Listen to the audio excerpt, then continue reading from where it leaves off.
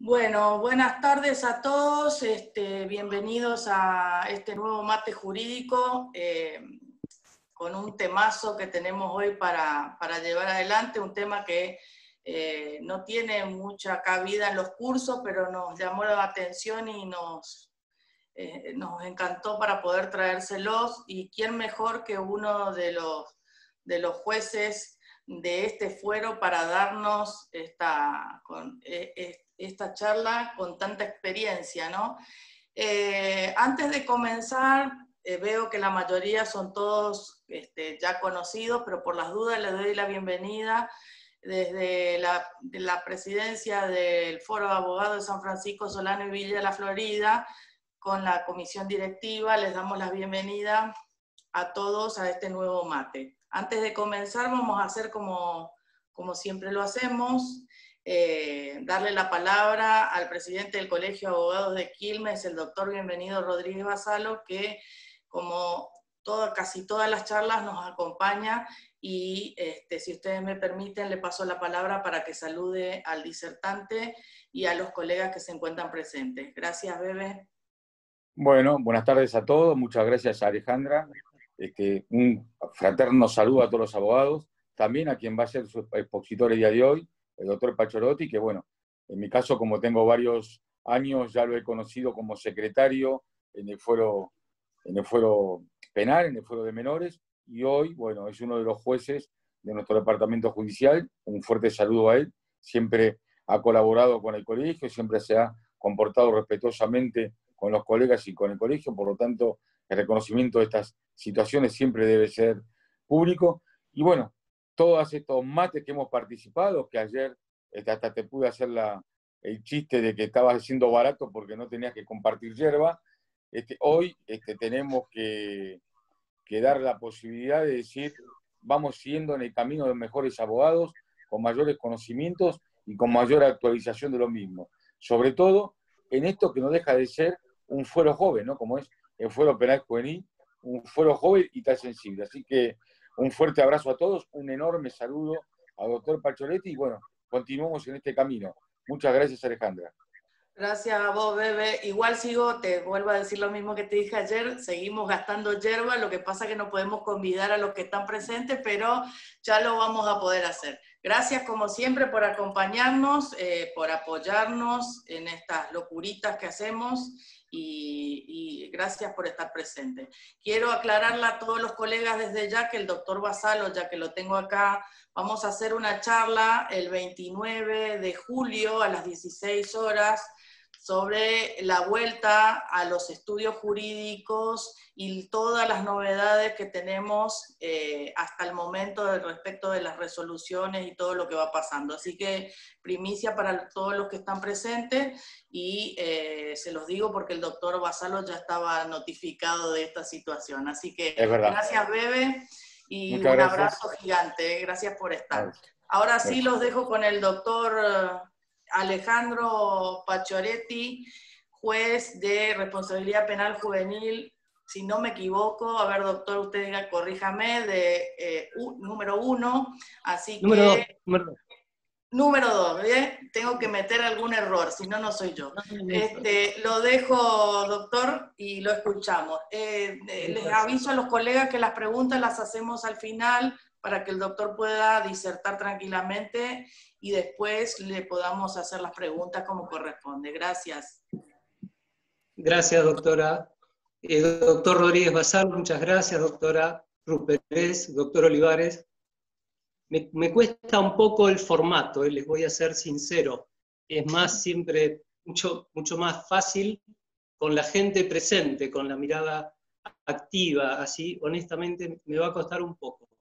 Les cuento de qué se trata. La convocatoria me pareció, me gustó, y cuando se me hizo saber cuáles eran los motivos por los cuales hacer esta charla para los colegas del Departamento Judicial Quilmes, específicamente de la localidad de San Francisco Solano, una localidad que es muy pujante, bueno, conozco, es muy comercial, muy industrial, y tiene mucha gente con inquietudes. La cuestión de la charla tenía que ver con acercar el fuero o los lineamientos de trabajo para este fuero, como se indicó, es un fuero Nobel relativamente joven en lo que hace a esta posibilidad de tener juicios con garantías, con procesos totalmente adecuados a los estándares constitucionales. Esto, insisto, porque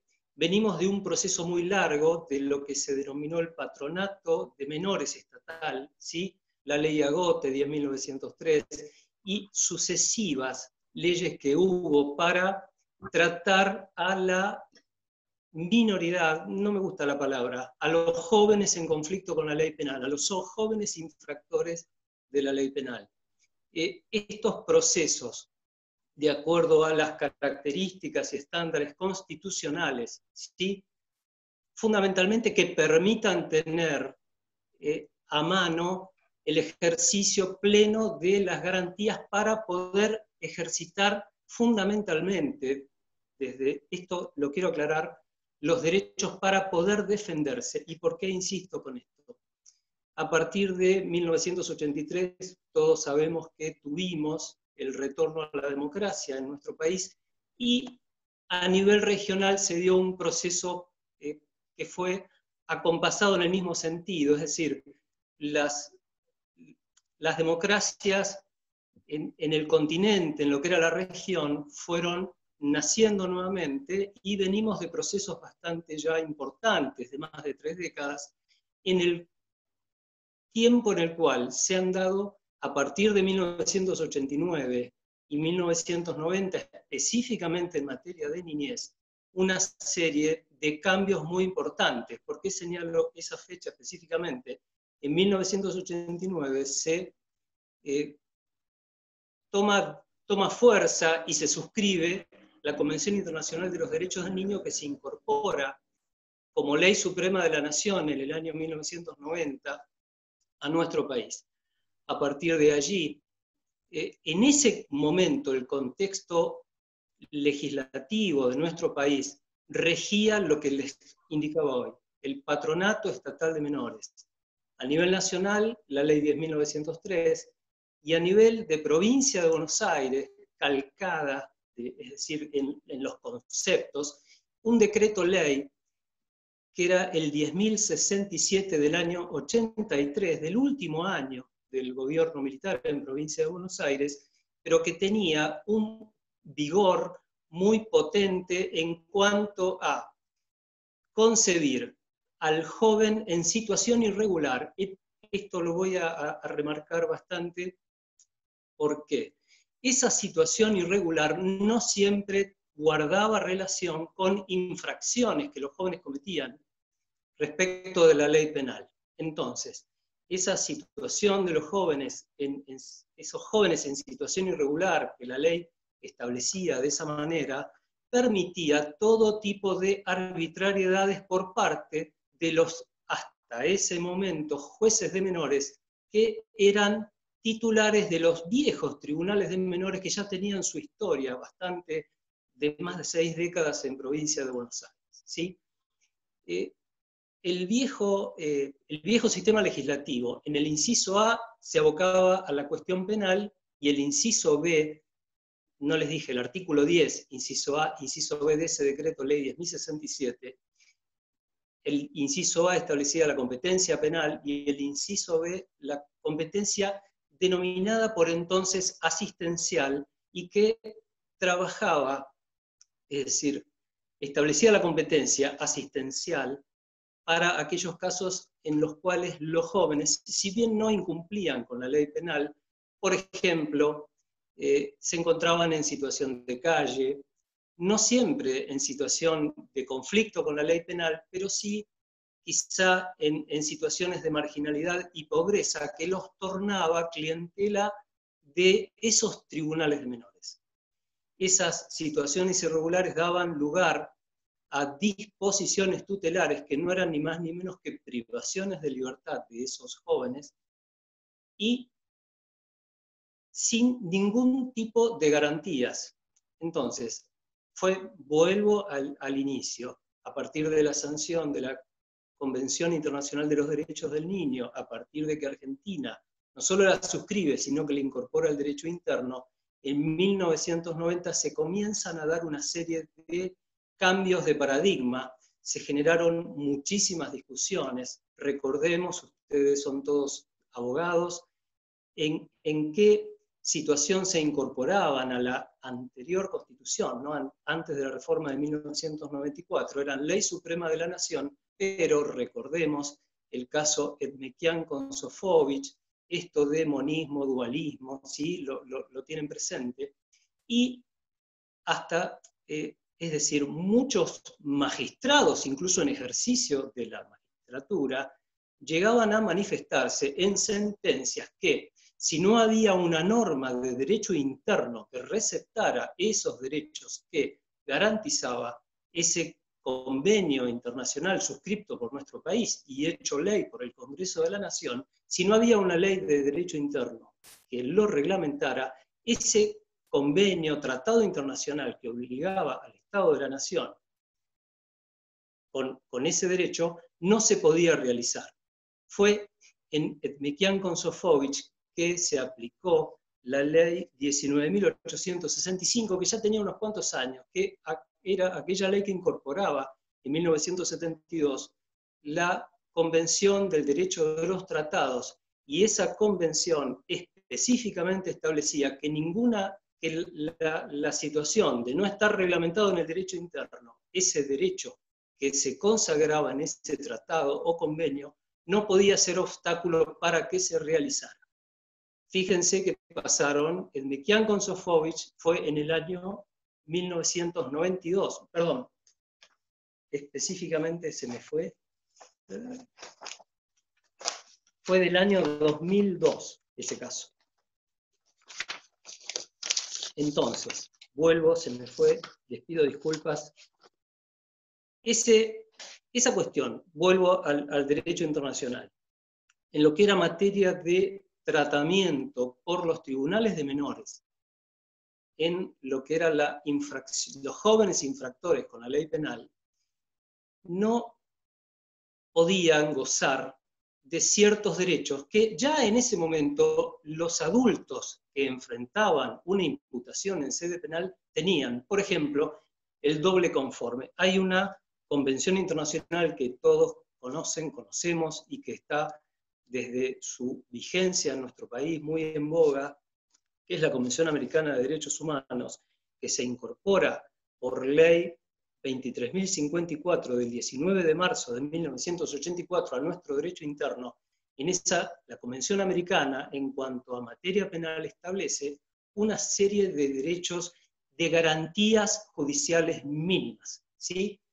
La posibilidad de comparecer de manera inmediata ante un juez, la posibilidad, el derecho a ser juzgado en un plazo razonable, el derecho a recurrir una sentencia condenatoria, que un tribunal superior pueda revisar una sentencia de condena cuando una persona es condenada. Toda esa serie de derechos que ya desde 1984 regían en materia penal, vamos a establecer un parangón. En el foro penal regía el decreto ley 10.067 en provincia de Buenos Aires, ¿sí? En lo que era el procedimiento.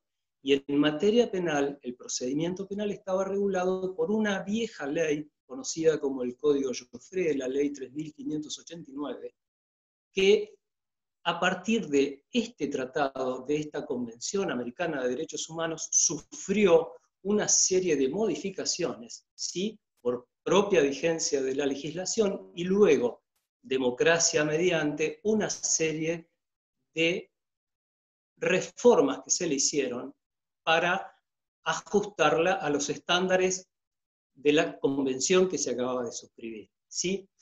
Esa situación de tener un doble conforme, el artículo, es decir, el decreto ley 10.067, cuando un juez de menores, por entonces recuerden que eran los tribunales de menores, en un caso penal a un joven imputado, a un joven infractor, lo disponía penalmente y lo privaba de su libertad, esa primera disposición no tenía derecho a recurso.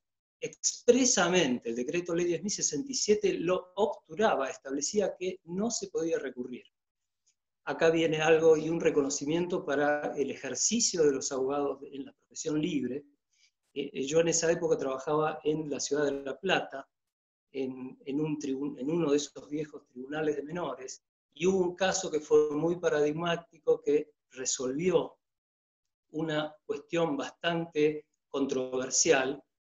Había un joven infractor de la ley penal por un hecho menor, un hecho por el cual un adulto en iguales circunstancias hubiera gozado del beneficio excarcelatorio. Ese joven, con el argumento de la falta de contención familiar, eso estaba documentado por un trabajador social que había hecho una pericia socioambiental en el domicilio, llevó a que en el tribunal de menores que estaba actuando se dispusiera su internación, su privación de libertad en una institución de carácter cerrada. Se acercó al juzgado una familia que eran familiares de unos padrinos que este joven tenía. En el juzgado, si bien se los recibió, se dejó supeditada la posibilidad de que el joven pudiera recuperar la libertad bajo la guarda de esos padrinos, tíos que este joven tenía, ¿sí?, a la realización de un informe ambiental. Recuerdo que el abogado que interpuso un recurso de apelación en el acto. Tengamos presente, el Departamento Judicial Quilmes se crea en 1989, se da inicio, ¿sí?, a la actividad. Precisamente fue en el mes de julio-agosto de 1989 con los tribunales de menores. En esa época, los casos de Quilmes litigaban en la ciudad de La Plata. La Cámara Tercera, la Cámara Penal de la ciudad de La Plata, en ese momento, contra el rechazo que hizo el Tribunal de Menores del recurso de apelación, es decir, ni siquiera lo concedió porque la legislación establecía que era inapelable el auto de disposición, y ratificó esto que les contaba recién, la posibilidad de que ese joven pudiera ser excarcelado en las mismas condiciones que un adulto, que era lo que el abogado de la matrícula reclamaba con sustento en la Convención Americana de Derechos Humanos, que naturalmente indicaba que era absolutamente operativa y que se le debían garantizar a ese joven los mismos derechos que a un adulto en iguales circunstancias. El rechazo de la concesión del recurso de apelación motivó que este letrado redactara en el tercer piso del edificio del Foro Penal de La Plata, en una vieja Lexicon 80, en una carilla, un recurso de habeas corpus. En ese momento el Código Joffre lo denominaba, estaba previsto como acción y como recurso. Cuando se recurría a un auto de prisión preventiva, así se lo denominaba. Presentó en la Secretaría de la Cámara, realizó la presentación en el mismo día, alrededor de las 14 horas, el expediente fue requerido por la Cámara al tribunal que estaba actuando, y no pasó una hora que la Cámara ordenó, con este argumento que les acabo de indicar, es decir, de garantizarle al joven, a ese niño, ¿sí?, los mismos derechos que a un adulto, y que ninguna situación irregular podía obstar esta excarcelación que a un adulto en iguales circunstancias le correspondía bajo caución juratoria, motivo por el cual el Tribunal de Menores debió acceder de manera inmediata a excarcelar al joven, y naturalmente el joven fijó domicilio en el domicilio que sus padrinos habían acercado. Luego el proceso continuó su trámite. Esta situación, independientemente de la cita legal y de la operatividad que tuvo esta Convención Americana de Derechos Humanos, en el caso en concreto, ya venía en la jurisprudencia con más de 20 años de vigencia. Un poquito más quizá también. En la década del 60 hubo un caso muy famoso, esto está publicado en todas las publicaciones de la especialidad, es el caso Gault, con G. En el caso Gault hubo un joven en Estados Unidos de Norteamérica, que era un tanto revoltoso cuando salía de la escuela. Tiraba piedras, molestaba a la gente que circulaba por la vía pública, no respondía, es decir, era un joven que en el contexto del Decreto Ley 10.067 bien podría haber sido tomado como un joven en esa situación irregular y pasible de estas normas de control social y de esta internación que a los jueces de menores de nuestra provincia se les permitía. Efectivamente, un juez de la jurisdicción del estado donde se producían estos hechos de este joven, tomó esa decisión, lo privó de su libertad y con este argumento de exigir para ese joven el mismo trato que a un adulto en iguales circunstancias, la Corte Federal de los Estados Unidos de Norteamérica estableció que al menos a los jóvenes infractores de la ley penal, independientemente de que era un caso que ni tan siquiera constituían delitos los hechos por los cuales había sido privado de su libertad y había sido sometido a un proceso, ¿sí? Al menos a los jóvenes infractores de la ley penal debía garantizarles la ley un piso de derechos, ¿sí? En la situación de los adultos, con más un plus, pero por lo menos tenían que tener los mismos derechos que un adulto en iguales circunstancias. Este es el contexto en el cual se comienzan a dar una serie de cambios, de discusiones en lo operativo, ¿sí? En el derecho procesal provincial, ¿sí? Comenzaron por ese entonces, en la década del 90, luego de la Convención Americana de Derechos Humanos y previamente de la Convención de los Derechos del Niño, a aplicarse una serie de reglas, las reglas de Beijing, las reglas de Riad, las reglas de La Habana, que son aquellas reglas protectorias para los jóvenes privados de libertad. ¿Sí? Todas estas reglas fueron aprobadas por la Asamblea General de Naciones Unidas y son todas de fecha contemporánea con la Convención de los Derechos del Niño.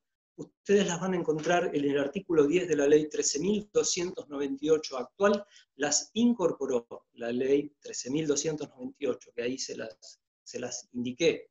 En el artículo 10 las incorpora como pautas orientativas para la interpretación de la ley y de carácter de orden público, ¿sí? Para resolver aquellas cuestiones de jóvenes infractores con la ley penal. En esta serie de reglas, las reglas de Beijing son las reglas de administración de justicia.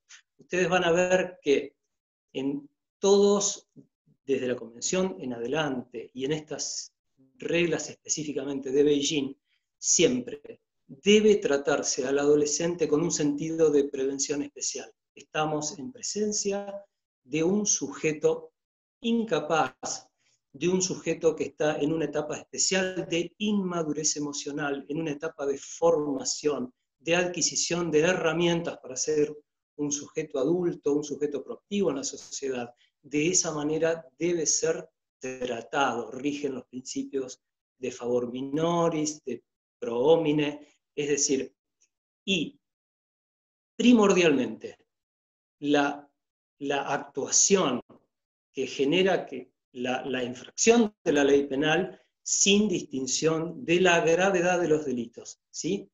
Desde las menores infracciones por las cuales un joven puede ser sometido a un proceso penal, ahora después les voy a explicar esto, hasta aquellas más gravosas, ¿sí?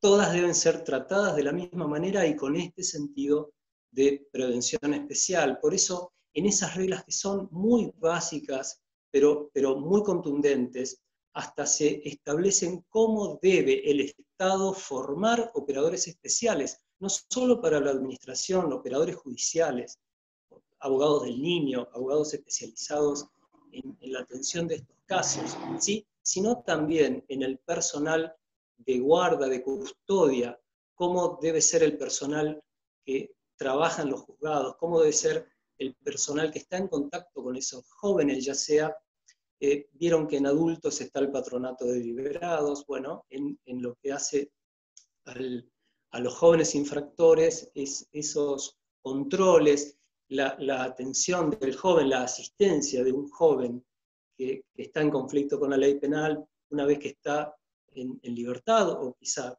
nunca estuvo sometido, es decir, estuvo sometido a proceso pero sin una privación de libertad efectiva, las hace el organismo de niñez provincial, que depende del Ministerio de Desarrollo Social, y específicamente, anteriormente se llamaban centros de referencia, actualmente se llaman centros sociocomunitarios de la responsabilidad penal juvenil, y son aquellos, el centro está dotado de operadores que hacen el trabajo en territorio con los jóvenes, ¿sí? Son aquellos operadores que los acompañan en el día a día, ya sea para la reinserción en el área educativa, la formación en talleres, la realización de tratamientos psicológicos, garantizar el acceso a la salud, es decir, todos aquellos aspectos que hagan por parte del Estado a brindar especial atención a estos jóvenes que están en esta especial etapa de inmadurez y de formación.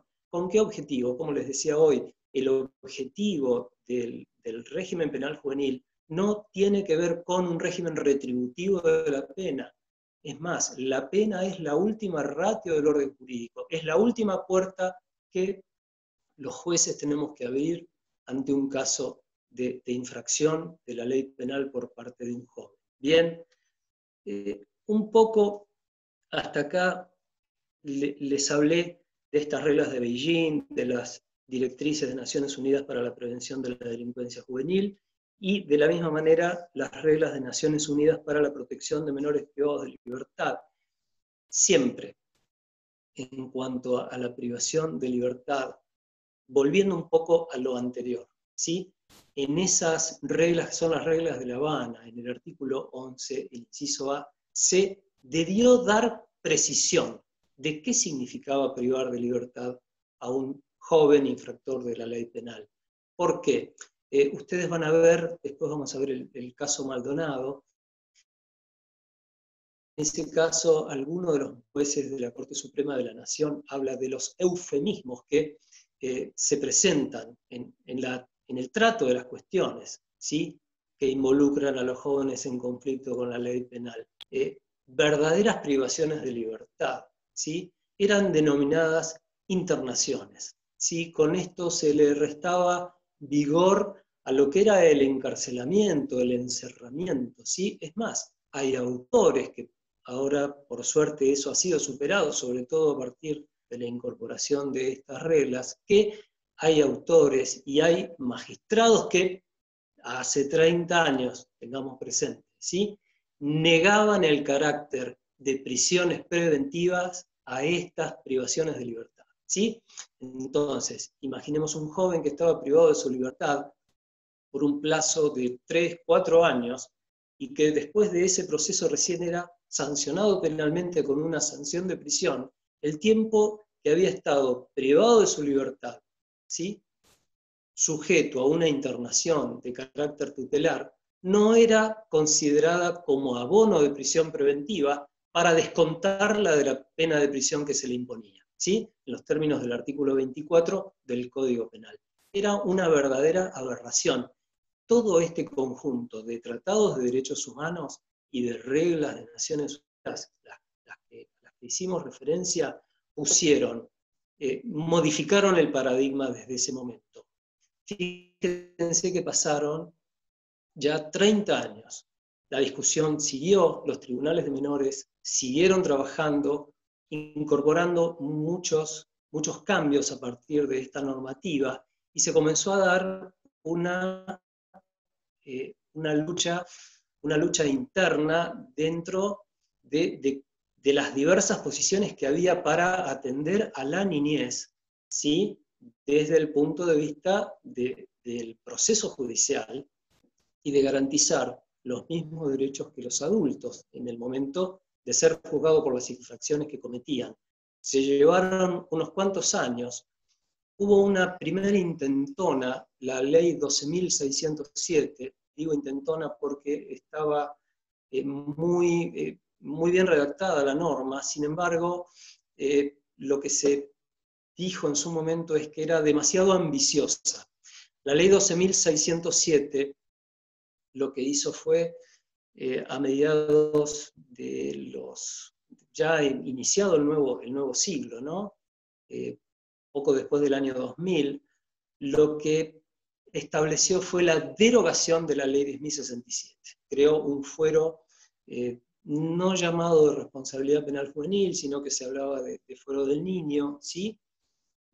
Con una serie de actores jurisdiccionales, de actores también en el Ministerio Público especializado, por parte ya sea de Fiscalía, de la Defensa, demasiado sobredimensionado al momento de hacer costos para ponerla en práctica desde el Poder Ejecutivo provincial.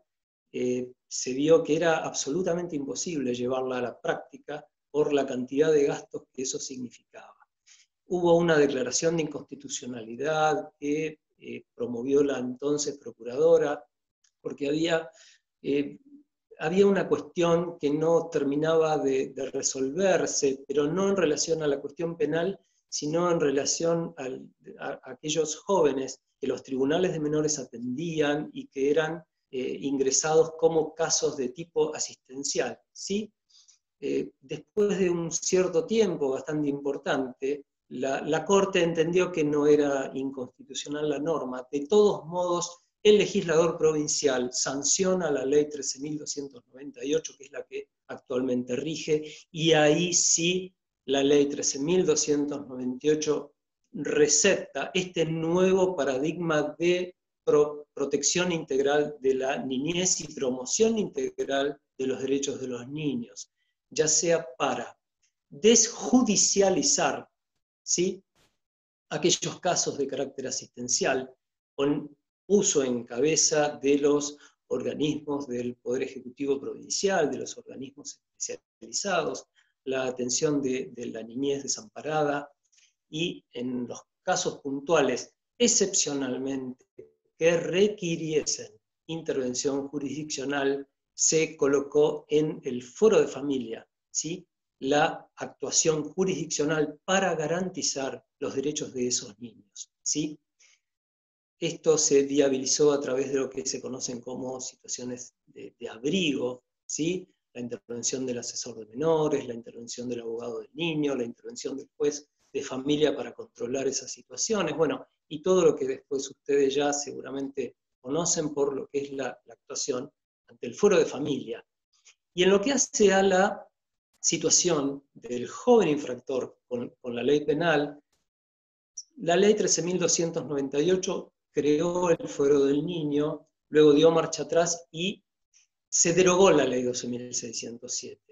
Muy poquito tiempo después se sanciona la ley 13.634, que es la que actualmente rige, y ahí se acuña este término, como estamos denominados, fuero de la responsabilidad penal juvenil. Se diseña un proceso que es muy ágil y es muy similar al proceso jurisdiccional, al proceso que se diseñó en la ley 11.922, con plena vigencia de las garantías, ¿sí?, desde el Ministerio Público Fiscal para acusar, un proceso acusatorio donde el juez es un tercero imparcial desde el inicio de las actuaciones. Así como en el proceso de adultos hay un juez de garantías que controla la etapa de investigación penal preparatoria, ¿sí?, en el proceso del niño hay un juez de garantías del joven especializado que controla la actuación de la Fiscalía, ordena de manera excepcional, como veíamos hoy, las medidas de coerción, se acotan estas medidas de coerción, se establecen requisitos muy, muy claros y formalidades muy importantes, porque se prioriza que todo el proceso de carácter penal juvenil es un proceso socioformativo, ¿sí?, es socioeducativo, y desde el inicio debe tender a esto que les explicaba hoy, que tiene que ver con que primordialmente es de carácter formativo, con una intervención, ¿sí?, para una prevención especial de ese adolescente que está en conflicto con la ley penal. Así llegamos entonces a esta sanción de la ley 13.634, que en julio de este año, bueno, hicieron 12 años de su vigencia, ¿sí? Yo venía de la defensa pública en el Departamento Judicial de Quilmes, trabajé durante 11 años como defensor oficial de adultos, y yo juré en el año 2009, fui seleccionado a fines del año 2008, y en el año 2009, en febrero, ¿sí?, juré como titular del Juzgado de Responsabilidad Penal Juvenil, que en los orígenes, el juzgado del cual yo me hice cargo, era el viejo Tribunal de Menores, ex Tribunal de Menores número 2, cuyo primer magistrado titular fuera el doctor Jorge de Ferrari, a quien seguramente muchos del doctor Rodríguez Basalo, naturalmente que lo conoció, bueno, y muchos de la matrícula. Ese juzgado del cual yo me hago cargo, ¿sí?, era ese viejo, digámoslo así, Tribunal de Menores que arrancó allá por el año 1989 y que se transformó, ¿sí?, en lo que actualmente, en la competencia actual que me aboca. Soy juez de juicio, ¿sí? El sistema, como les decía, se estructuró a partir de un proceso de neto corte acusatorio. El fiscal lleva adelante el caso. El fiscal tiene amplias atribuciones para materializar algunos de los principios que esas reglas establecen, como por ejemplo el principio de remisión, en aquellos casos, es decir, la posibilidad de desistir de la acción, ¿sí?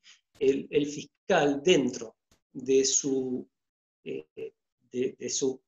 actuación de carácter objetivo y siempre priorizando el interés superior del joven, tiene amplias atribuciones para, en la evaluación que hace del caso, naturalmente asistido por equipos interdisciplinarios que la Suprema Corte de Justicia tiene con los cuerpos técnicos especializados para el fuero penal juvenil, ¿sí?, que nos asesoran no solo a los jueces, sino también a las restantes partes. El fiscal tiene esas amplias atribuciones, expresamente el artículo 40 así lo establece, cuando esa sea la mejor solución para el caso. Es decir, el caso que el fiscal evalúe que no debe ser sometido a proceso, así lo puede decidir, ¿sí? Y tiene amplia disposición de la acción penal. En aquellos casos que se llevan adelante, el joven tiene todas las garantías para ejercer el derecho de defensa, contar con los abogados de la matrícula, de su confianza, que pueda designar por su intermedio o por intermedio de sus representantes legales, de su familia. También se creó un cuerpo de defensores públicos especializados del fuero penal juvenil, de la misma manera los fiscales, y en materia de revisión de las decisiones que se toman, ¿sí?, en los juzgados, de garantías y de responsabilidad penal juvenil, primigeniamente la ley estableció una revisión a través de las cámaras departamentales, ¿sí?, de las cámaras de apelación y garantías. Luego, esto no hace muchos años, se modificó. Todas las cuestiones incidentales son revisadas, el recurso de apelación se materializa y en el mismo toma intervención la Cámara Departamental. Pero en lo que hace a las cuestiones de fondo, a las sentencias definitivas en materia criminal, aquellos delitos que tienen una pena en expectativa superior a los 6 años, ¿sí? En todas aquellas cuestiones que involucran resolución de cuestiones de fondo, es decir, autos de responsabilidad y sentencias definitivas, nos revisa el Tribunal de Casación por intermedio del respectivo recurso que está regulado, ¿no?, en el Código Procesal Penal, artículos 448 y siguientes del Código Procesal Penal que se aplica, de la Provincia de Buenos Aires, ¿no?, que se aplica de manera supletoria. Es muy importante esto porque se tiende a que el Tribunal de Casación Penal establezca el derecho que corresponde, la interpretación del derecho que corresponde hacerse. Y en ese sentido, si bien en provincia los jóvenes son juzgados en procesos que corren por carriles diferentes a los de adultos, ¿sí? Hay situaciones en las cuales las circunstancias de ser juzgados el mismo hecho en diferentes jurisdicciones, imaginemos un adulto y un joven infractor, ¿sí? Se hace un juicio en adultos y se hace un juicio en los juzgados o tribunales de responsabilidad penal juvenil. Esa simple situación puede dar lugar a lo que conocemos como un escándalo jurídico, es decir, el tribunal de adultos puede llegar a una decisión totalmente diferente y absolutamente diferente e incompatible con la que se da en el proceso penal juvenil, o viceversa. En el caso en el cual la decisión que se adopte en un juicio que se lleve adelante en el proceso de adultos habilita y motiva una inmediata revisión, ¿sí?, en el proceso penal juvenil en relación a la situación de ese joven. No quiere decir que va de suyo que se aplique siempre la solución más favorable, ¿sí? Pero la situación más favorable obtenida por un adulto en el mismo proceso, ¿sí?, genera una revisión de oficio de manera inmediata, ¿sí?, que el juzgado o tribunal de responsabilidad penal juvenil tiene que hacer con el caso. Esto no es una acción, no es la acción de revisión que está prevista por el artículo 467 del Código, ¿sí?, procesal penal, ¿sí?, la acción de revisión que todos conocemos, que naturalmente habilita la instancia del Tribunal de Casación, es decir, el Tribunal Superior del órgano que juzgó ante un caso basado ya en autoridad de cosa juzgada y en ciertas condiciones, ¿sí?, la ley habilita, la ley procesal, la acción de revisión. En este caso, no es esa acción de revisión. El propio tribunal de adultos que juzga al adulto, ¿sí?, sea un juzgado correccional, sea un tribunal de los tribunales orales, en lo criminal de la provincia de Buenos Aires, cuando se advierte que la situación del adulto es diferente en favor del joven, es decir, es más beneficiosa que la situación del joven, el artículo 66 obliga a ese tribunal de adultos a poner inmediatamente en conocimiento del mismo órgano de juicio que debe hacer un reexamen, aunque hubiese pasado en autoridad de cosa juzgada la sentencia que se hubiera dictado, se debe hacer un reexamen de la situación a partir de esos nuevos elementos que se generaron en el proceso de adultos, ¿sí? Estas son cuestiones muy, muy básicas que, así como las vemos ahora, después de tantos años y después de tantos años de vigencia de la Convención Americana de Derechos Humanos, de la Convención de los Derechos del Niño, del nuevo Código Procesal, que tiene ya unos cuantos años de vigencia, pero es muy novel, ¿sí? La Ley 11.922 en provincia, son cosas que actualmente nadie las discute. Sin embargo, costó mucho que se lograra imponer este nuevo paradigma, mucho tiempo, mucha agua pasó bajo el puente, como suele decirse, para que lleguemos a esta actualidad que nos encuentra con la provincia de Buenos Aires cumpliendo con los estándares internacionales, ¿sí?, de juzgamiento, que en su momento el Comité de los Derechos del Niño había hecho mucho eje para que se modificara esta situación en provincia. Por eso esta serie de sucesivas leyes a las cuales les hice referencia previamente, Argentina y especialmente la provincia de Buenos Aires por ese entonces estaba acuciada y estaba con los ojos de los organismos internacionales encima para que se respeten las garantías.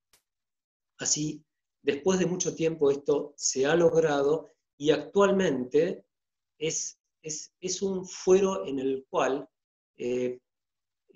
hay muchas cuestiones para resolver contra lo que se indica quizá en los medios masivos, ¿no?, de comunicación. No hay un índice de litigiosidad muy, muy alto, ¿sí?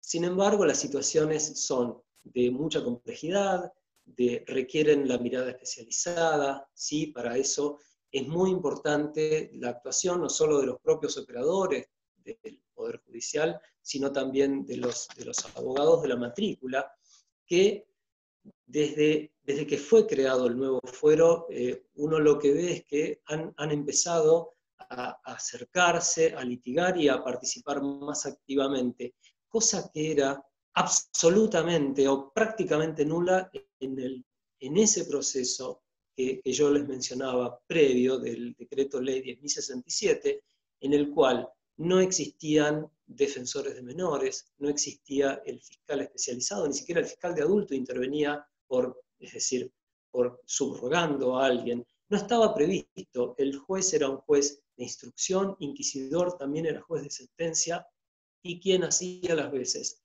de defensor en ese proceso del Decreto Ley 10.067 era el asesor de incapaces, que naturalmente tenía la defensa, pero previamente la misma legislación establecía que debía tener el control de legalidad. Es decir, se daba un caso, suena fuerte la palabra, pero algunos abogados hace 30 años decían que era una situación de prevaricato técnico, es decir, no puede un mismo funcionario cumplir la doble función de controlar la legalidad del proceso y a su vez defender las garantías de la persona que está imputada.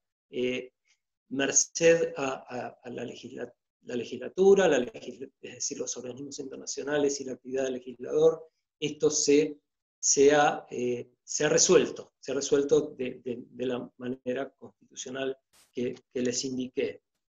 ¿Sí?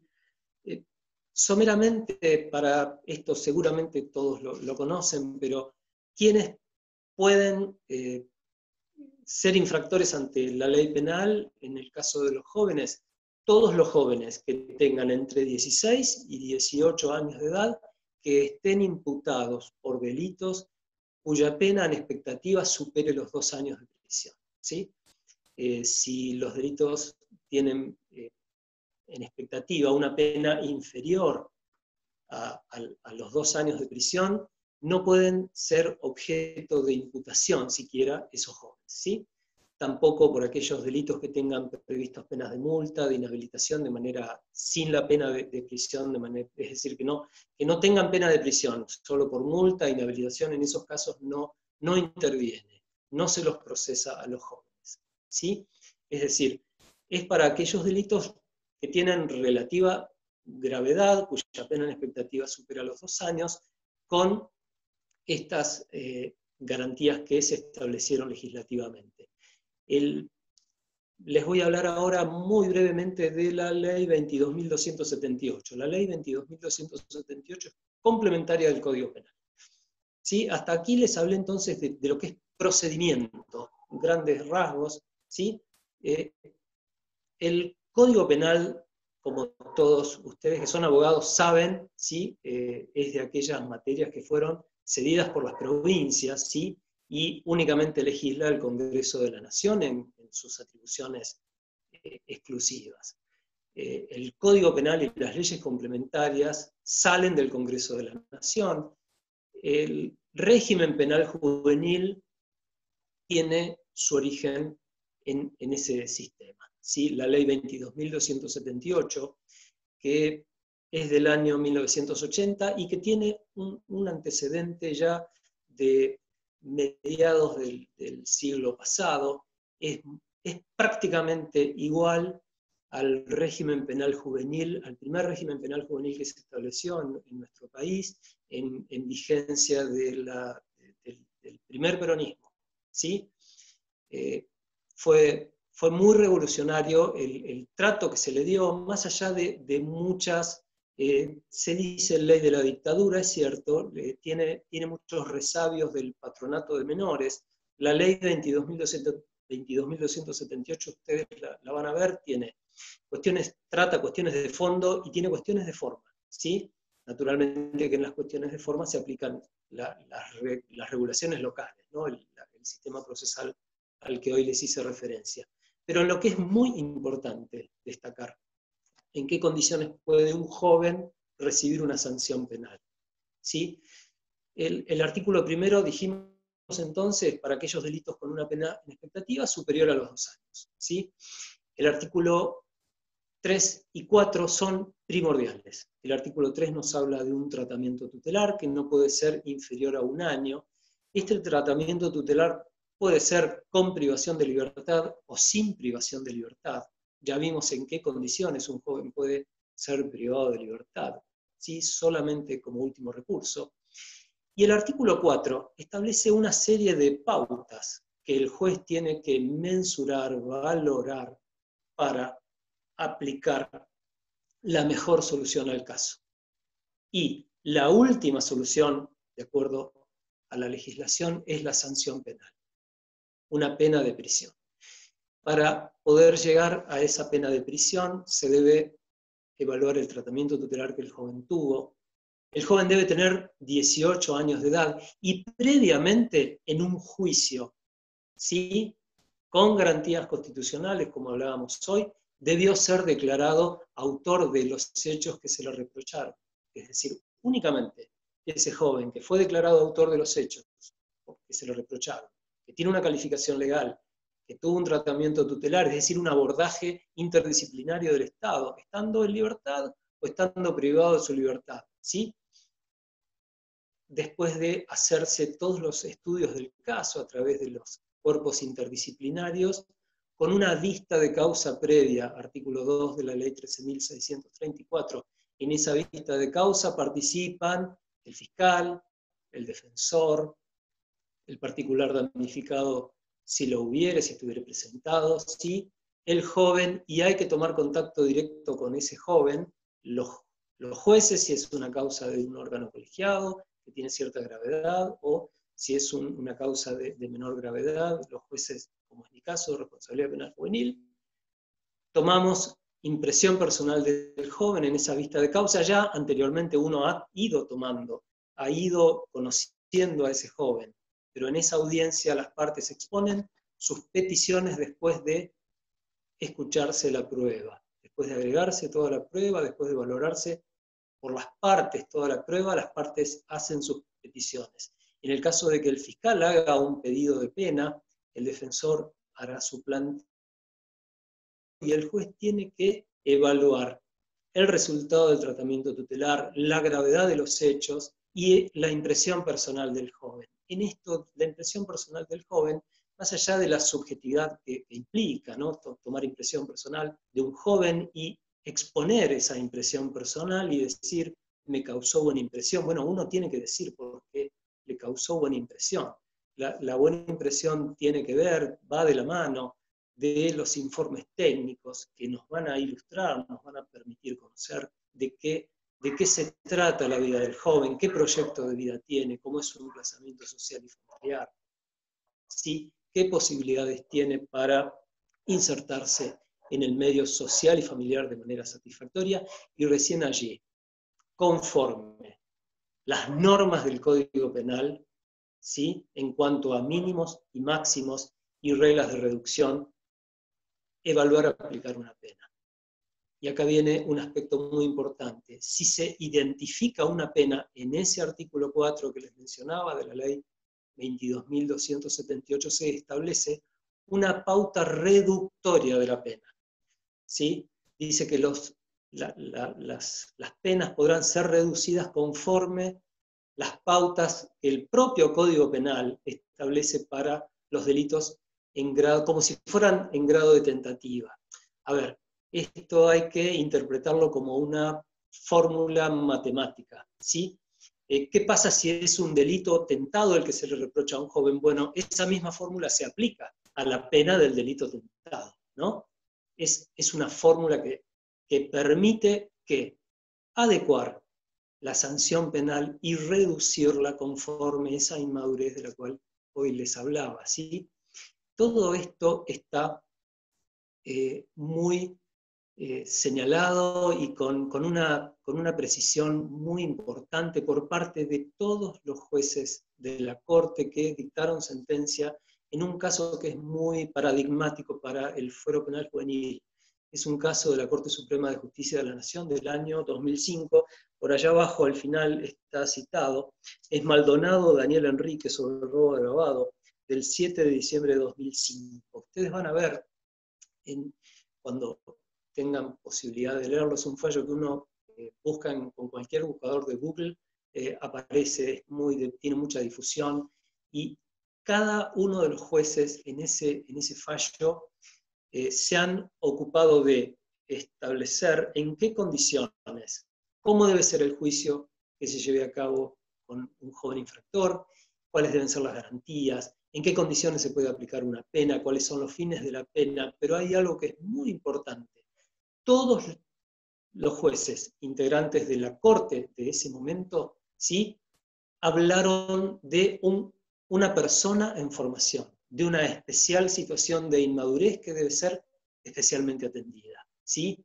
Es decir, el Estado debe tender a la formación integral de ese joven, no se hace referencia al poder sancionatorio con carácter retributivo, que es el que normalmente se aplica para el derecho penal de adultos.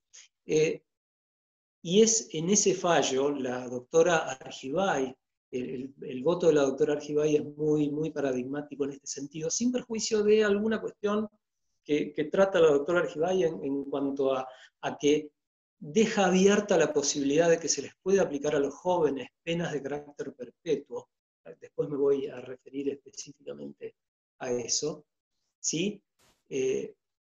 La doctora Argibay es la que dice con absoluta claridad que la regla para aplicar sanción penal a un joven debe ser esa reducción que la legislación establece, porque es la única manera de suavizar, de adaptar el régimen penal de adultos, las penas tan duras que se aplican a los adultos infractores de la ley penal, a ese joven que infraccionó la ley penal, ¿sí?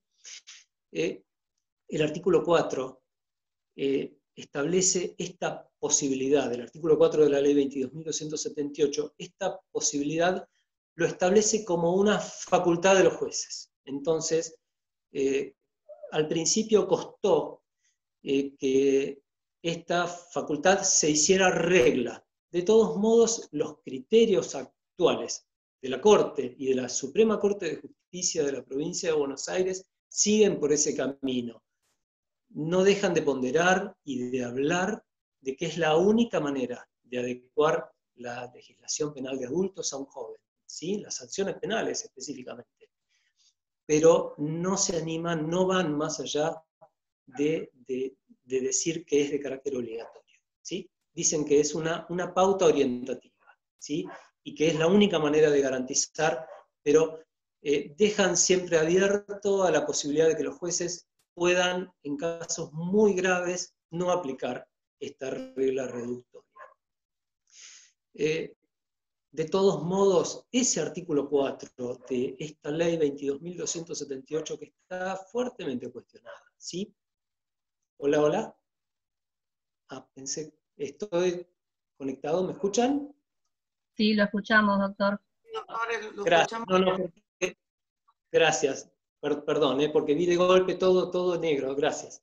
No, les hablaba.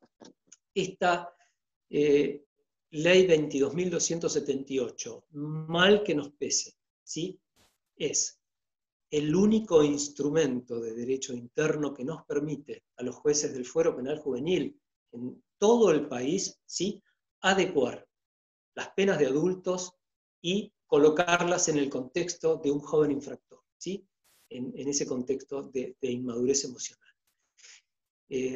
Ha habido algunas intentonas, hubo un proyecto de ley con media sanción para crear un régimen penal juvenil nuevo, que es lo que realmente requiere la nación argentina. Debe darse un nuevo régimen penal juvenil para poder tener un régimen absolutamente acorde a esos estándares internacionales a los cuales les hacía referencia, ¿sí?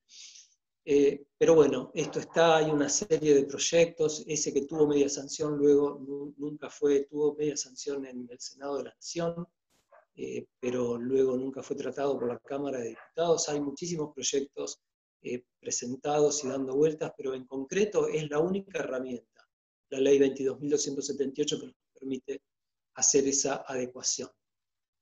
Y en último término les voy a hablar un poquitito, y tiene que ver con esto que les decía hoy, de la posibilidad de aplicar sanciones, penas de carácter perpetuo absoluto a los jóvenes infractores. En el Estado, en nuestro país, lamentablemente en la provincia de Mendoza, hace ya unos cuantos años, hubo un hecho muy grave cometido por un grupo de jóvenes, ¿sí? Se puede decir el nombre el caso es conocido como caso Mendoza, que es el apellido de dos de los jóvenes que fueron los infractores en el caso, ¿sí? Y se da la particularidad de que fue en la provincia de Mendoza. Es el caso Mendoza contra la República Argentina. En este caso, el Tribunal de Juzgamiento en la provincia de Mendoza condenó a estos jóvenes a penas de carácter perpetuo. Luego de una serie de instancias y de que definitivamente nuestra Corte Suprema de Justicia de la Nación rechazara y los recursos que en último extremo interpuso la Defensora General de la Nación, la doctora Estela Menis Martínez, debieron ocurrir a la instancia de la Corte Interamericana de Derechos Humanos. Luego de un largo proceso, la Corte Interamericana de Derechos Humanos, y en esto ya tiene 7 años, parece muy reciente, pero ya tiene 7 años el fallo, es del 14 de mayo del año 2013, y en el fallo Mendoza se estableció,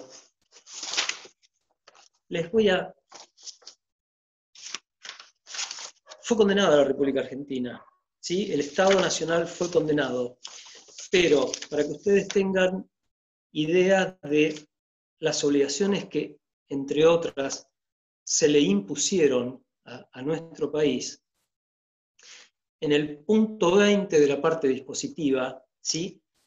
El Estado deberá ajustar su marco legal a los estándares internacionales señalados anteriormente en materia de justicia penal juvenil, que tienen que ver con estos principios de los cuales veníamos hablando, ¿no? Y diseñar e implementar políticas públicas con metas claras y calendarizadas, es decir, con plazos establecidos, así como también la asignación de adecuados recursos presupuestales para la prevención de la delincuencia juvenil a través de programas y servicios eficaces que favorezcan el desarrollo integral de los niños, niñas y adolescentes. El punto 21. El Estado deberá asegurar que no se vuelva a imponer las penas de prisión o reclusión perpetuas a César Alberto Mendoza, Claudio David Núñez y Lucas Matías Mendoza, ni a ninguna otra persona por delitos cometidos siendo menor de edad. De igual modo, Argentina deberá garantizar que las personas que actualmente se encuentren cumpliendo dichas penas por delitos cometidos siendo menores de edad puedan obtener una revisión de las mismas que se ajuste a los estándares expuestos en esta sentencia. Tengamos entonces muy en cuenta, el fallo Mendoza establece la absoluta prohibición. ¿Se acuerdan lo que les dije hace un ratito? En el fallo Maldonado, que era del año 2005, la Corte Suprema de Justicia de la Nación no se animó a decirlo, ¿sí? Y lo dejaron abierta la posibilidad para que los jóvenes infractores de la ley penal pudieran recibir sanciones penales de carácter perpetuo, ¿sí? Supeditado a que pudieran tener en plazos razonables libertades condicionales, ¿sí? Con esas condiciones. Ahora vemos que el fallo Mendoza de la Corte Interamericana de Derechos Humanos prohíbe expresamente, entonces, a partir del dictado de la presente, la imposición de sanciones penales perpetuas. Y acá vuelvo un poco a lo que siempre me gusta a mí, yo lo llevo todo a cuestiones que podamos entender y qué significa en la hermenéutica, en la interpretación del Código Penal y la adecuación de las penas a los jóvenes, ¿sí? Las penas de carácter perpetuo, ustedes vieron que de Bloomberg para acá el Código Penal sufrió una inflación superior a la que hemos tenido en las peores épocas de hiperinflación en la Argentina en materia de, de cómo se incrementaron las sanciones penales, ¿sí? Algunos juristas han dicho que se puso en crisis todo el sistema punitivo estatal. Por ejemplo, los robos con armas de fuego tienen una pena apenas por debajo de la pena mínima, que es, por cierto, bastante importante, del homicidio simple. Un robo con arma de fuego hoy tiene una pena mínima de 6 años y 8 meses de prisión y 20 años en su máximo. Un homicidio simple tiene una pena mínima de 8 y en su máximo 25 años. Es decir, el bien jurídico tutelado, en un caso la propiedad, en otro caso la vida, no tienen ninguna relación. Y ese acercamiento de los mínimos sí pone en crisis todo el sistema punitivo estatal. Todo esto repercute en los jóvenes infractores, porque esas penas, aún con la reducción, siguen siendo muy altas, ¿sí? Por eso es que se impone la sanción de un régimen penal juvenil con sanciones penales específicas que se le puedan imponer a los jóvenes de acuerdo a los estándares internacionales.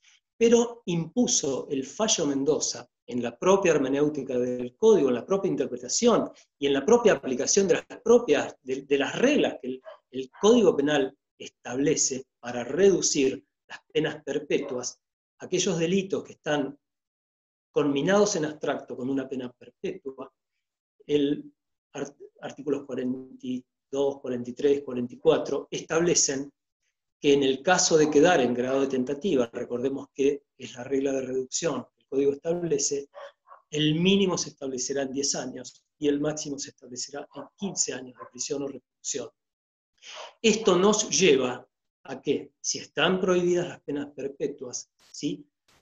En el caso del Departamento Judicial de Quilmes, es la doctrina que venimos aplicando y es lo que hemos hecho de práctica jurisdiccional, que las penas no podrán superar los 15 años de prisión. ¿Por qué? Porque si las penas perpetuas, en su máximo, reducidas que son, pueden tener una sanción penal máxima de 15 años, ese es para nosotros el techo, el máximo de la penalidad que se le puede aplicar a un joven y que está apenas por encima de los máximos que tienen los países de la región que cuentan con regímenes penales especiales, por caso Uruguay, por caso Brasil, ¿sí? Para citar algún caso concreto. Esto surge claramente del fallo Mendoza y fundamentalmente desterró de nuestro país la posibilidad de que el Estado, por la fuerza y por la operatividad que tiene el fallo de la Corte Interamericana de Derechos Humanos, desterró la posibilidad de que se le pueda imponer a un joven infractor de la ley penal una sanción penal absoluta de carácter perpetuo, que, recordemos, antes de Bloomberg, las libertades condicionales, en el caso de las penas perpetuas, se podían obtener, mejor dicho, con 20 años de prisión o reclusión. Actualmente, de Bloomberg para acá, ese plazo fue llevado hasta los 35 años. Imaginemos una persona que por un hecho, si bien aberrante, recibe una sanción penal de carácter perpetuo por un hecho cometido durante su menor edad, deberá esperar 35 años después de los 18 años, ¿no? Para poder gozar para poder tener una expectativa de liberación anticipada, ¿sí? Bueno, ese es un poco no sé si me excedí con el tiempo, me parece que sí. No, tenía previsto para nada, un poco. todos escuchando acá con caras muy atentas, todos los estoy controlando. Espero haber sido claro. No, está bien, doctora, yo quedo a disposición. Ahora sí abrimos a las preguntas, si a usted le parece, y pueden levantar la manito, así los ubico, habilito el micrófono para que puedan preguntar. El que no quiera preguntar por micrófono me la escribe y la leo. Yo voy a hacer la primera pregunta para que se sientan un poco más cómodos y se saquen la vergüenza y después puedan preguntar. ¿Qué pasa cuando a un niño, un adolescente, de 16 años, lo acusan de lo que sería abuso deshonesto, que haya tocado a un niño de 5 o 6 años aproximadamente? Me imagino que sería el mismo procedimiento que en adultos, ¿no? Se haría una cámara Gesell para ver Sí, por supuesto. A ver Exactamente. si me puede aclarar un poquito ese tema, porque uno de los colegas en uno de los grupos había preguntado eso y la verdad que no sé si es el mismo procedimiento de adultos o varía en algo. No, me parece, en eso tenía un puntito por ahí perdido, pero recién lo acabo de encontrar. No, hay un tema que es muy claro. La ley 13.634 se lleva adelante y estableció una serie de principios básicos y de manera complementaria, ¿sí? Se aplica el Código Procesal Penal de Adultos. No hay ninguna posibilidad de que todas esas garantías que el Código Procesal de Adultos establece, garantías y formalidades, ¿verdad?, para el juzgamiento de los casos, en este caso estaríamos en etapa de investigación penal preparatoria, ¿verdad? Todos esos principios, la recepción de los testimonios, la forma de llevarse a cabo los testimonios, el artículo 102 bis del Código Procesal Penal, el protocolo que tanto Procuración como la Suprema Corte de Justicia han establecido para desarrollarse la cámara Gesell, ¿sí? Para escuchar a ese niño que ha sido víctima de un delito que afectó la integridad sexual. Todas esas formalidades son exactamente las mismas, ¿sí? En lo único que varía, les doy algunas mínimas diferencias. Por ejemplo, los procesos no pueden ser públicos, ¿sí? No se aplica el artículo 362 del Código Procesal Penal, son absolutamente reservados a las partes, ¿sí? Pero bueno, una vez que el abogado de la matrícula se presenta en carácter de defensor del niño o en carácter de particular damnificado para asistir a esa víctima, naturalmente que tiene acceso a la MER, acceso al expediente de naturaleza, es decir, de forma plena, no hay ningún secreto, son reservados a las partes, pero no hay secreto de las actuaciones. Esto era algo que antes se criticaba mucho. En los viejos tribunales de menores, las actuaciones se guardaban abajo de un mueble, se metían bajo 7 llaves, como se dice, no se les permitía el acceso al expediente, a los letrados. Actualmente eso ha sido absolutamente desterrado, ¿sí? Y el proceso en sí tiene las mismas características que el proceso de adultos. Es un proceso de neto corte acusatorio, el fiscal colecta la prueba, si hay particular damnificado presentado, colabora en la producción de prueba, en la proposición de diligencias de prueba, y bueno, el imputado con el defensor, sea oficial o bien el abogado de confianza que se haya designado, tienen los mismos derechos que los adultos, ¿sí? Con algunas particularidades. Por ejemplo, la ley prevé, en el caso de que se los prive de libertad, tiene que haber una revisión de oficio cada 3 meses, ¿sí? Toda privación de libertad de un niño debe hacerse en audiencia oral, ¿sí? Con presencia de todas las partes, ¿sí?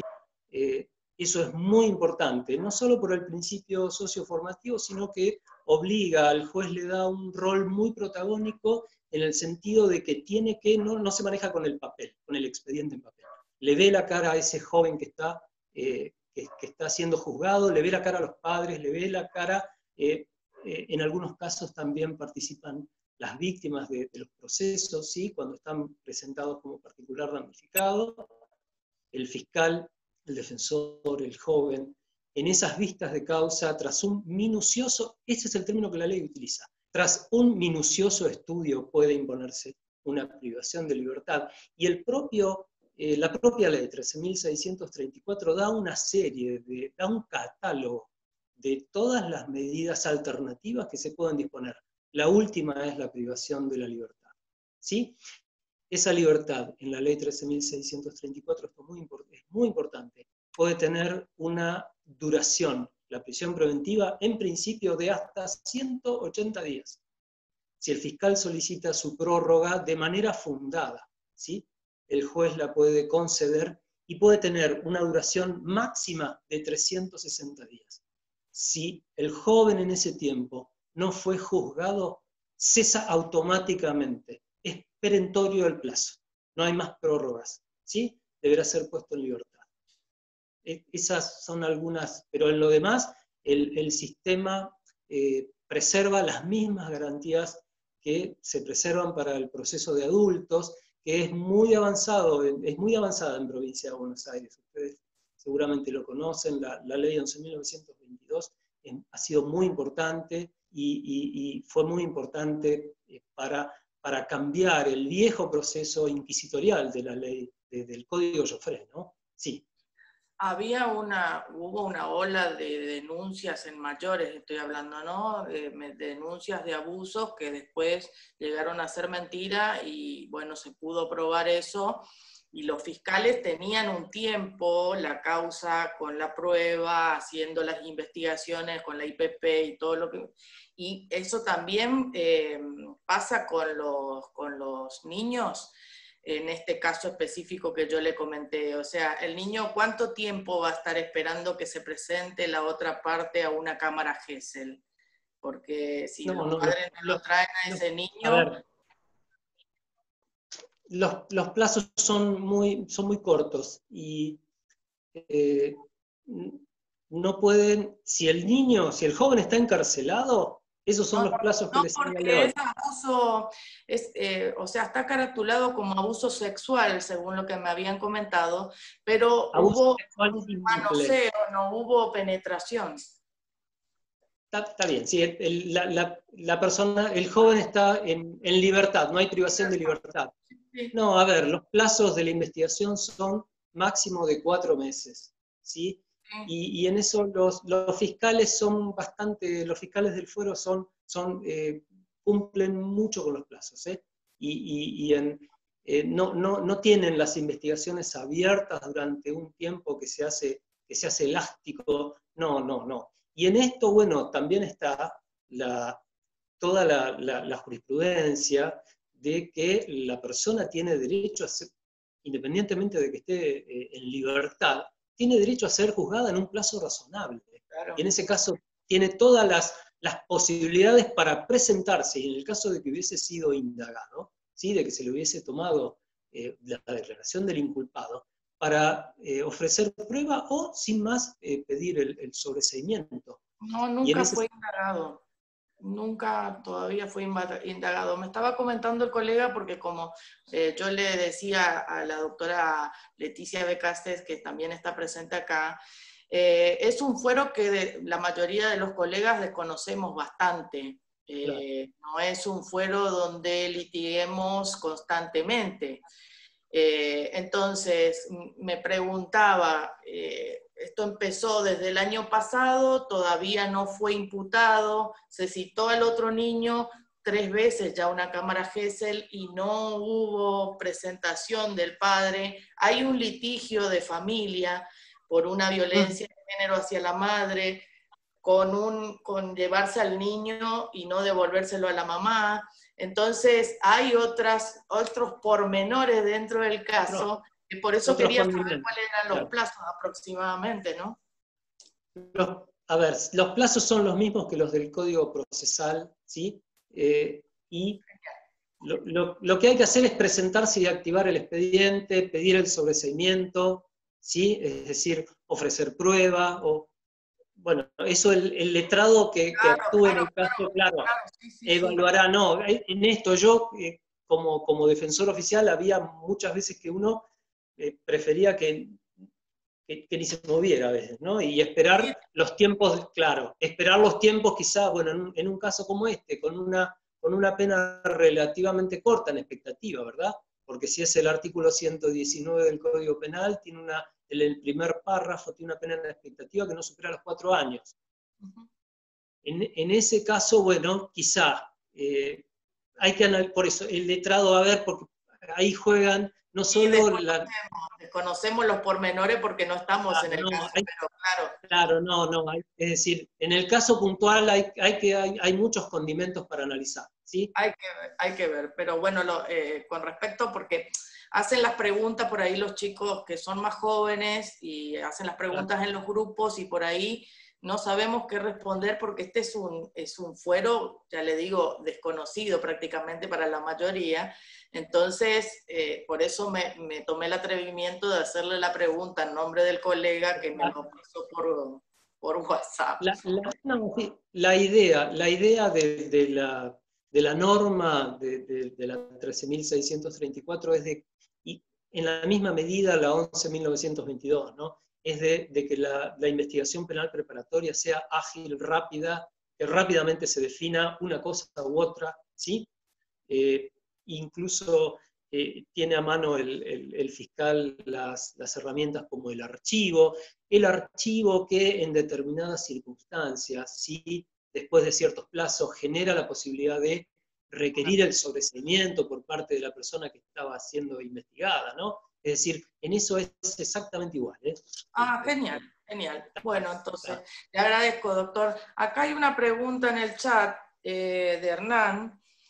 Dice, ¿qué le parece cuándo sería el tratamiento del nuevo Código Penal? ¿Y qué pasa, pregunta, cuando el delito interviene un adulto y niños, ¿no?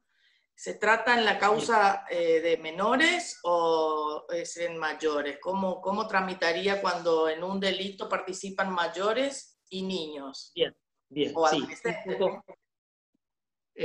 A ver, respecto de lo que va a pasar con el tratamiento, de eso no puedo decir nada. O sea, sí estoy informado, hay una comisión que trabajó, de eso la verdad que no les puedo, es decir, sí sería importante para resolver estas cuestiones a las que les hacía referencia hoy. Hubo una legislación que fue absolutamente disfuncional, ¿no? La época en que se modificaron las escalas penales a partir de la desgracia, ¿no? Lamentablemente involucró al hijo del señor Bloomberg, a Axel Bloomberg.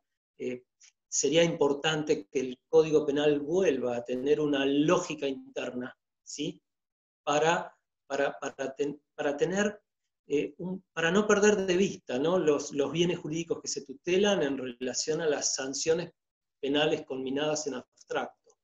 Pero yendo al tema de cómo se juzga, un poco desde que se creó el fuero en Provincia de Buenos Aires, antes incluso de la ley 10.067, la ley 4.664, ahí vino mi mamá. Genial, la saludamos desde acá. Sí, gracias. Está bien. No, en Provincia de Buenos Aires, distinto a cómo es en el Código Procesal de la Nación, ¿sí? Se hacen dos juicios. Se hace un juicio con la imputación contra el joven en el fuero penal juvenil y se hace un juicio contra el adulto en el fuero penal de adultos, ¿sí? Entonces, corren por carriles diferentes. Para evitar el escándalo jurídico al que les hacía referencia hoy, la legislación de menores, artículo 66 de la ley 13.634, tiene previsto que cuando el adulto que es juzgado obtiene una calificación legal más benigna o una absolución por los mismos hechos que se le imputaron al joven, obliga a que el tribunal o el juzgado de adultos remita las actuaciones a conocimiento inmediato, de oficio, al tribunal o juzgado de responsabilidad penal juvenil que juzgó al joven, para hacer una revisión de oficio de la situación de ese joven y evaluar, ¿sí?, los hechos a la luz de cómo fueron a resultas del caso de adultos. Si la situación, naturalmente, es más beneficiosa y después de estudiado el caso, ¿sí?, así corresponde declararlo, el joven debe ser beneficiado con esa calificación legal que el tribunal de adultos hizo. Y en esto quiero ser absolutamente claro. me tocó una revisión hacer, y en ese caso las interpretaciones que en el juicio de conocimiento, sea en un juicio oral o en un juicio abreviado, las conclusiones que en el juicio de conocimiento hacen los jueces del Tribunal de Adultos, ¿sí?, son de aplicación prácticamente obligatoria para el juez del Foro Penal Juvenil, ¿sí? Yo no puedo hacer una interpretación de acuerdo a lo que tomé conocimiento en el juicio que se desarrolló en mi sede. Debo estar a lo que se concluyó en la sede de adultos. Les cuento un caso puntual que nos tocó intervenir. Fue un caso de libro. ¿Por qué? En el Foro Penal Juvenil estaba imputado un joven que junto con la hermana fueron acusados de matar a otro joven vecino por una disputa vecinal. Lo que nosotros concluimos en el juicio de conocimiento, en el Foro Penal Juvenil, después de hacerse un juicio oral al cual vino la mamá de la víctima, vinieron testigos que vieron en cierta medida lo que ocurrió, ¿sí? Lo que nosotros concluimos es de que ese joven fue seguido por estos dos hermanos y a 200 metros de su domicilio fue ultimado. La hermana lo probó, una chica que ya tenía 19 años lo provoca, y luego de provocarlo y generar la reacción de este muchacho que terminó falleciendo, ¿no?, el hermano de la chica lo apuñala. Juzgamos al joven en el Foro Penal Juvenil y fue declarado autor de homicidio simple. No habíamos llegado a la etapa de establecer la sanción penal, ¿sí? No habíamos llegado al tratamiento tutelar a su culminación, que un tribunal de adultos del Departamento Judicial de Quilmes absolvió libremente a la hermana de este joven, porque entendieron en ese juicio que el chico había actuado en legítima defensa de su hermana, que el joven que nosotros habíamos condenado, nosotros habíamos descartado la posibilidad de una legítima defensa. Esas conclusiones que el Tribunal de Adultos hizo, para nosotros, modificaron el continente fáctico y fueron de cumplimiento obligatorio, es decir, llevar adelante las consecuencias de las conclusiones del Tribunal de Adultos. No pudimos decir, no, pero a nosotros no es una cuestión de opiniones ya. Es decir, se impone esa situación procesal más benigna del adulto a la situación, se traslada automáticamente. En ese caso tenía una directa relación. Los jueces de adultos entendieron que efectivamente había habido una actuación de legítima defensa de un tercero, motivo por el cual el Tribunal de Responsabilidad Penal Juvenil, que en ese momento conformábamos con los colegas, tuvimos que hacer una audiencia con carácter absolutamente inmediato y con una vista de causa.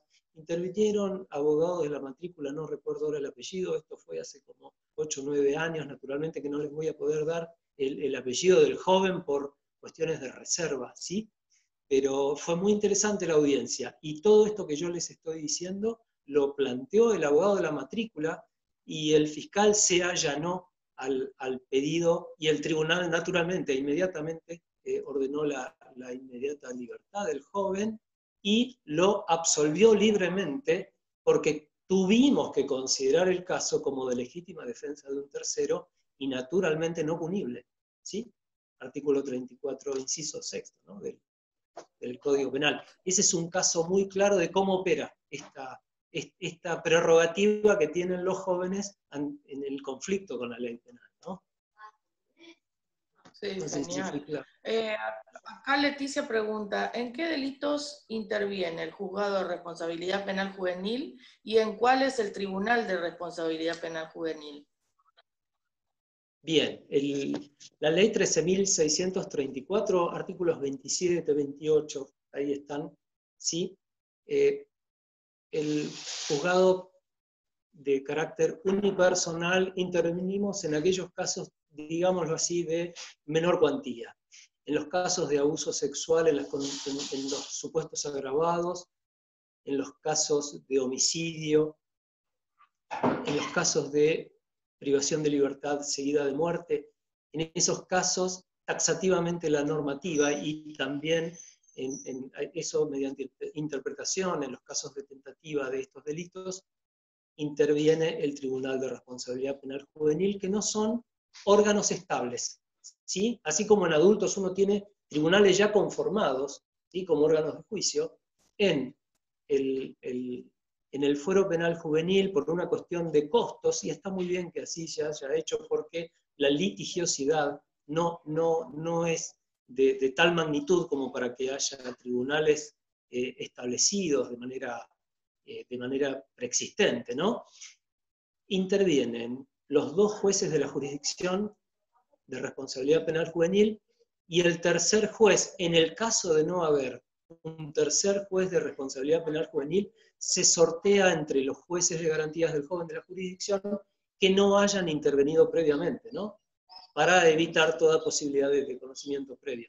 Entonces, cuando hay una elevación a juicio de un hecho de esta naturaleza, con estas calificaciones legales, la Cámara radica el proceso en el Tribunal de Responsabilidad Penal Juvenil número 1, si es de la doctora Krasuk, el número 1, juez de responsabilidad penal juvenil, si es el número 2, en el juzgado que está a mi cargo, y la Cámara integra el tribunal para ese juicio puntual, con un tercer juez de garantías, que puede ser el doctor Ramos de Berazategui, la doctora Consolo o Alcolcel de Quilmes, o la doctora Isabel Serioni de Florencio Varela. Para que tengan una idea, el año pasado, por tribunal de responsabilidad penal juvenil, es decir, hechos graves, el promedio fue de un caso mensual. Es decir, en el año tuvimos 11, 12 radicaciones por órgano, ¿no? En total, 22, 24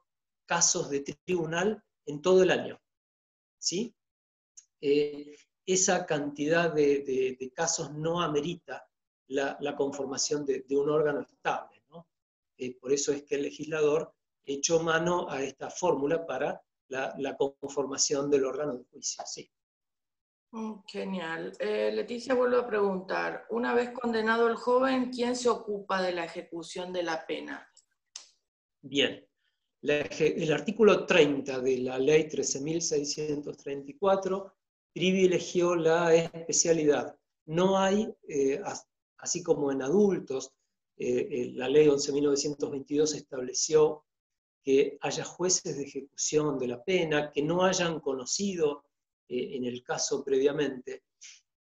En esto, algunos colegas esto lo cuestionan y creen que debería, que un poco afecta la imparcialidad del magistrado. A mí me parece que al contrario. El hecho de que el artículo 30 coloque en cabeza del propio órgano que estableció la sanción penal, o la medida, ¿no?, que se impone en el caso, el control de la medida, una vez que pasa en autoridad de cosa juzgada, es un compromiso para el órgano que la impone de adecuar, de personalizar la sanción a ese joven y seguirlo en lo que decíamos hoy, en el crecimiento, en su formación integral, con la posibilidad de que efectivamente sea una prevención especial para el joven. En este caso es muy interesante lo que plantea la doctora y la corriente jurisprudencial del Tribunal de Casación en este último tiempo, también de las cámaras departamentales, en el caso de Quilmes, si bien en un principio nos hicieron lugar a los planteos que hacíamos los jueces de responsabilidad penal juvenil, nos han indicado que en aquellos casos en que el joven cometa un delito siendo ya adulto y haya que unificar y establecer una única sanción penal, sea por el caso de adultos, sea por el caso del fuero penal juvenil, una sola pena se establece, el juzgado predino, el del fuero penal juvenil, es aquel que deberá controlar la ejecución de esa pena, ¿sí? En eso la ley es muy clara y la jurisprudencia que se ha ido formando en este tiempo así nos lo ha indicado también, ¿sí? En el caso de unificaciones de pena con delitos, con penas cometidas por el mismo joven cuando ya es adulto, ¿verdad? Sí. Genial. Sebastián pregunta, respecto de la aptitud procesal del particular damnificado en la etapa de ejecución. No, bueno, en eso complementariamente rige el Código Procesal Penal y no está prevista la posibilidad de actuación, como ustedes ya saben, ¿sí? Lo que sí es muy interesante, y esto es materia de estudio para nosotros en cuanto a los principios generales, y también genera una necesidad de asistencia. La ley 27.372 de víctimas, que tiene relativo corto tiempo, ¿verdad? No tiene más de 2 años. En esa ley se establecen una serie de garantías de las cuales gozan las víctimas de un delito. Entonces, esa ley, si bien no tiene vigencia en el ámbito de la provincia de Buenos Aires, en el fuero penal juvenil, ya desde la misma sanción de la ley 27.372, los órganos del fuero en el Departamento Judicial de Quilmes hemos comenzado a aplicar sus principios. Entonces, en etapa de ejecución, ¿sí?, convocamos a las víctimas, siempre que un joven haga un pedido de libertad asistida, haga un pedido de libertad condicional, haga un pedido de morigeración, de arresto domiciliario, a la víctima se la consulta. Últimamente, esto habrán ustedes visto que fue materia de discusión y en las recientes acciones de amparo que tramitaron por el Tribunal de Casación en esta época de pandemia, una de las primeras resoluciones de la Corte, de nuestra Corte Provincial, fue de autorizar en un primer periodo de la etapa de pandemia, ¿no?, de esta cuestión sanitaria que impera, se autorizó, por las razones que todos conocemos, a los órganos colegiados se nos autorizó a resolver con la intervención de un solo de los magistrados. En el caso del habeas que tramitó el doctor Violini, que fue un habeas corpus colectivo que interpusieron una serie de defensores oficiales departamentales, defensores generales, en esa acción, cuando el fiscal del Tribunal de Casación, el doctor, interpuso recurso de inaplicabilidad de ley y también extraordinario de nulidad, la Suprema Corte de Justicia de la provincia de Buenos Aires, en su resolución, nos instó a los órganos inferiores a atender especialmente el interés de las víctimas. Entonces, esa jurisprudencia de la Corte naturalmente hace doctrina legal aplicable independientemente de la sanción en el ámbito de provincia de una ley provincial de víctimas o de contemplar a la víctima en esta etapa, en realidad en todo el proceso, ¿sí? Por eso, si bien está vedado, porque está expresamente prohibido, ¿no?, por el Código Procesal Penal la intervención del particular damnificado en la etapa de ejecución, la asistencia a la víctima en esta etapa, ¿sí?, merced a esta ley que acabamos de mencionar, y de este criterio que la Suprema Corte de Justicia de la provincia de Buenos Aires impuso, nos obliga a los jueces de ejecución, en este caso puntual, a tener en cuenta el interés, a tener en cuenta la voluntad de la víctima, por lo menos a escucharla, ¿sí?, a darle respuesta a los planteos que nos hagan. ¿Sí? Es muy importante. Y ese fallo de la Corte al que les hacía referencia. Porque esa víctima puede...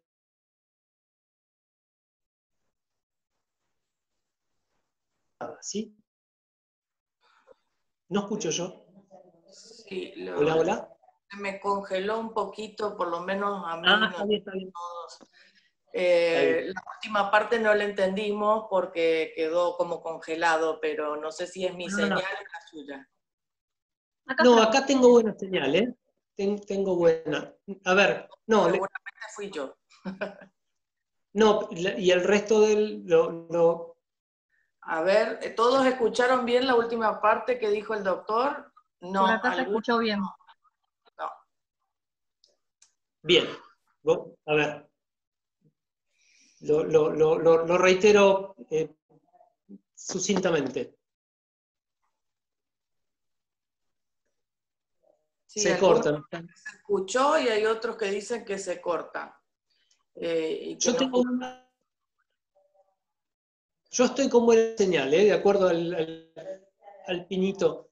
No, a ver, no está previsto de la misma manera que para el proceso de adultos, la intervención del particular damnificado en la etapa de ejecución de pena. Lo que les decía es que es muy importante, ¿sí?, tener en cuenta la Ley Nacional de Víctimas, la Ley 27.372, sus principios generales, ¿sí?, que en el Fuero Penal Juvenil del Departamento Judicial Quilmes, desde la misma sanción de la ley, comenzamos a tenerlo en cuenta, ¿sí? Y fue materia de especial discusión por parte del fiscal de casación, el doctor Carlos Arturo Altuve, en el recurso que interpuso ante la Suprema Corte de Justicia en la acción del habeas corpus colectivo que había sido resuelto de manera unipersonal por el doctor Violini. En ese fallo, la que revocó lo actuado por el doctor Violini, tienen presente lo que ocurrió, que incluso generó un debate público sobre estas excarcelaciones que se dijeron que eran masivas, ¿sí? En ese caso, la Corte lo que ordenó es que se atiendan especialmente los intereses de las víctimas, que se las consulte antes de conceder estos beneficios de arresto domiciliario, que en ese caso estaban siendo pedidos por cuestiones sanitarias, ¿sí?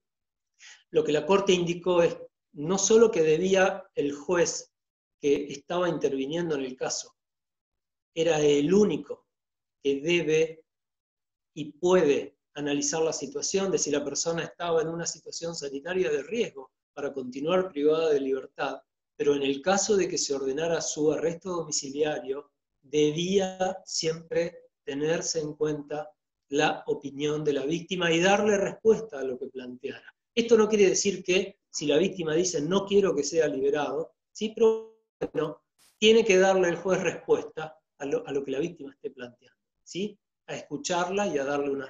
Es como el caso del niño ante cualquier situación procesal, ¿no?